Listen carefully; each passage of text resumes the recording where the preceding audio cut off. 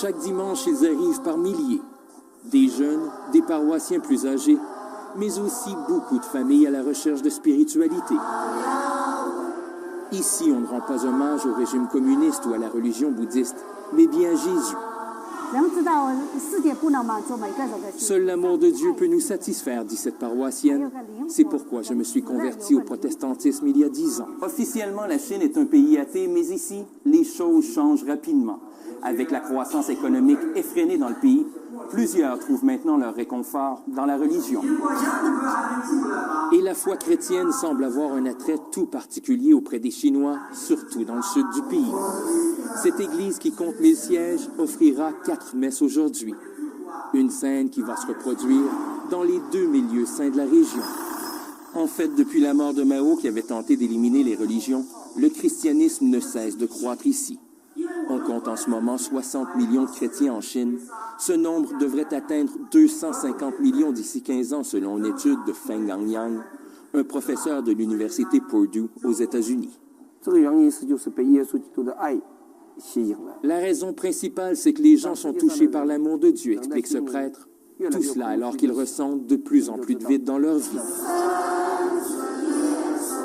On estime d'ailleurs que plus de Chinois vont à la messe le dimanche que tous les chrétiens d'Europe réunis. Une spiritualité extrêmement forte donc. Seul frein à cette croissance, les persécutions du régime communiste, qui semble se sentir de plus en plus menacé par autant de convictions. Ici, Yvan Côté, Radio-Canada, Wenzhou. Église de Hefei dans la province d'Anhui. L'assistance est si nombreuse que beaucoup de fidèles sont obligés de suivre le service à l'extérieur grâce à des haut-parleurs. En Chine, les gens affluent littéralement vers les églises et ils aiment la Bible. The Bible is now unofficially the best-selling book in China. No other book in China outsells the Bible. Only God can pull off such an incredible feat. Yeah. From a banned book during the Cultural Revolutions to the best-selling book in China today.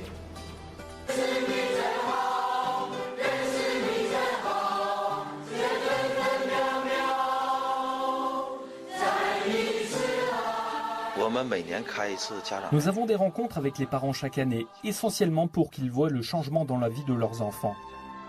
Après avoir vu leurs enfants transformés, ils veulent aussi connaître Dieu. De retour chez eux, ils commencent à aller dans leurs églises locales. Nous avons commencé avec une petite société privée en 1993. C'est par un miracle de Dieu que nous avons connu une telle croissance et un tel succès. Chaque jour, notre restaurant est bondé. Et on me demande souvent, comment faites-vous pour avoir tant de monde tous les jours? Et j'ai répondu, je crois en Dieu.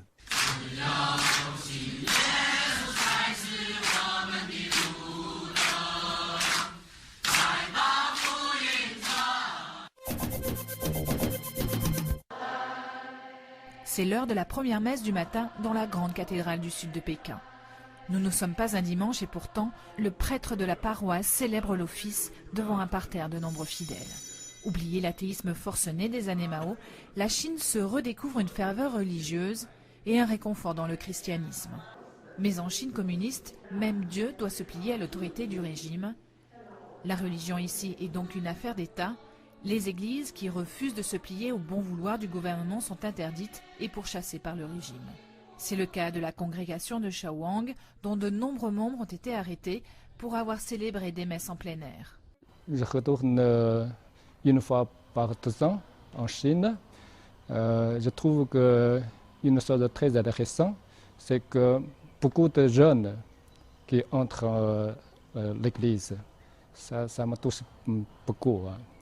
C'est surtout les jeunes dans la ville, dans la grande ville. Beaucoup de Chinois qui ont besoin de la foi. Tous les chrétiens chinois sont très pieux. Ils prient sans cesse pour leur foi, pour l'Église en Chine. Vous savez que la situation de l'Église en Chine est très complexe. il y a une seule église en Chine, mais malheureusement, il y a deux communautés. Communauté officielle, communauté clandestine. Mais les deux communautés sont également des communautés persécutées. Je ne crois pas que j'agis comme si je dirigeais une affaire, mais plutôt que je suis dans les affaires d'un Dieu d'amour. Nous rencontrons inévitablement des problèmes et des dissensions avec nos clients. Mais la première chose que font nos employés, c'est de prier. Ils prient devant Dieu dans les larmes. Moi aussi, je m'agenouille devant Dieu et je prie chaque jour, tout comme mes employés. Seigneur, nous voulons que tu utilises nos jeunes vies à ton service. Amen. À l'époque, je demandais au Seigneur la richesse. Et maintenant, je ne demande qu'une chose. S'il te plaît, utilise-moi comme ton instrument. Ce sera la plus grande bénédiction dans ma vie.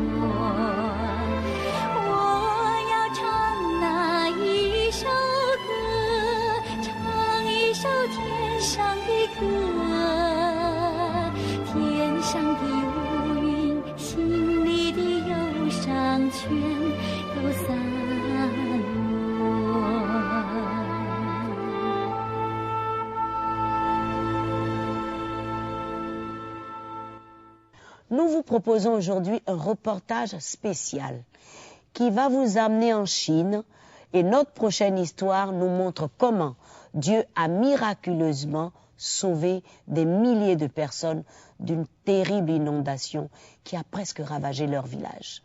Regardez, c'est très touchant. Les grands fleuves de Chine sont source de vie, mais trop souvent ils sont aussi source de mort. Les crues des fleuves Yangtze et Shenghua, des pires depuis 1954, ont récemment tué des milliers de personnes. Les eaux de crue, qui ne sont pas encore rentrées dans leur lit, ont emporté des millions de maisons. Donc, ceux qui ont survécu se sont retrouvés sans abri et avec très peu à manger. Ils ont juste quelques vêtements, pas d'électricité, pas de revenus et de l'eau contaminée.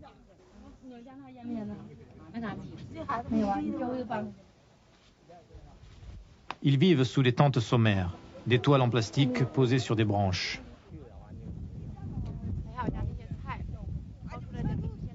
Leurs chances de survie, lorsque l'hiver extrêmement froid arrive dans cette région, sont très minces.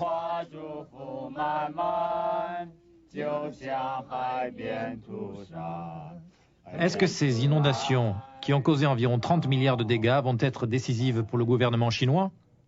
Est-ce qu'ils vont prendre des mesures qui s'imposent pour sauver ces personnes des inondations et éviter de tels problèmes à l'avenir? Noraya, de Tournant de la Vie, a rendu visite à un groupe de chrétiens en Chine, et ceci au risque de sa propre vie. Elle est allée voir ce qui restait de leur maison et aussi si elle pouvait leur venir en aide.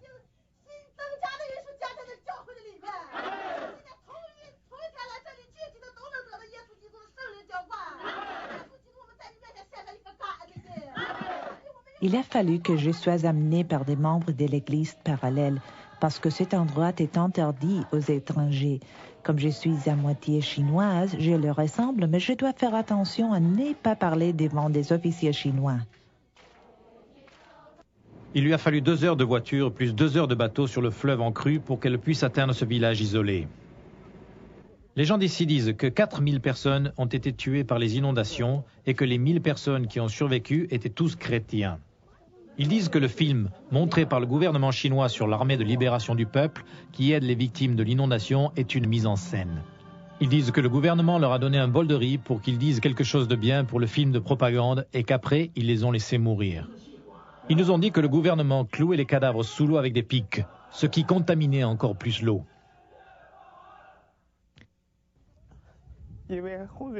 Les crues sont arrivées si soudainement. C'est une catastrophe. Tout ce dont nous avons besoin, la nourriture, les vêtements. C'est une catastrophe. Nous avons tout perdu. C'est une véritable catastrophe pour notre Église. On m'a dit que les soldats sauvent seulement les riches et qu'ils laissent les pauvres mourir.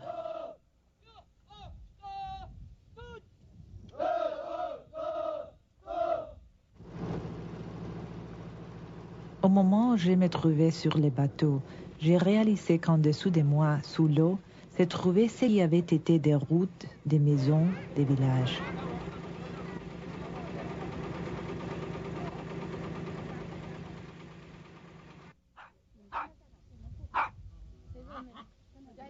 Malgré leurs conditions rudimentaires, les gens du village ont préparé un bon repas pour leurs invités. Je ne savais pas qu'ils mourraient de faim. Si j'avais su, je n'aurais pas mangé leur nourriture. J'ai tellement pleuré quand j'ai appris à quel point ils avaient besoin de la nourriture qu'ils m'avaient donnée. En dépit de ces terribles crues, ces chrétiens maintiennent leurs croyances juvéniles. Cela leur semble évident. Ils prient Dieu et sourient malgré leurs conditions. Ils n'ont pas un soupçon d'amertume ou de doute sur Dieu. Chaque matin de 3h à 6h, ensemble, ils prient Dieu en secret. Ils copient la Bible. Ils chantent des centaines de chansons chrétiennes qu'ils ont écrites eux-mêmes.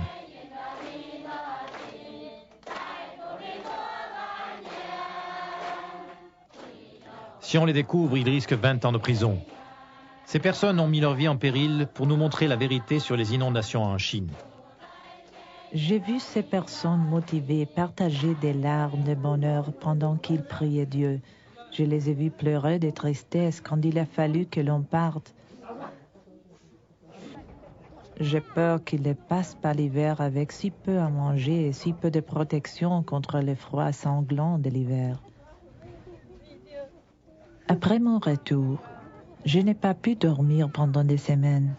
Je ne pouvais m'empêcher de penser à eux et d'espérer obtenir toute l'aide possible pour les aider à survivre, à reconstruire et à continuer à croire en Dieu, ce qu'aucune crue ne pouvait jamais emporter.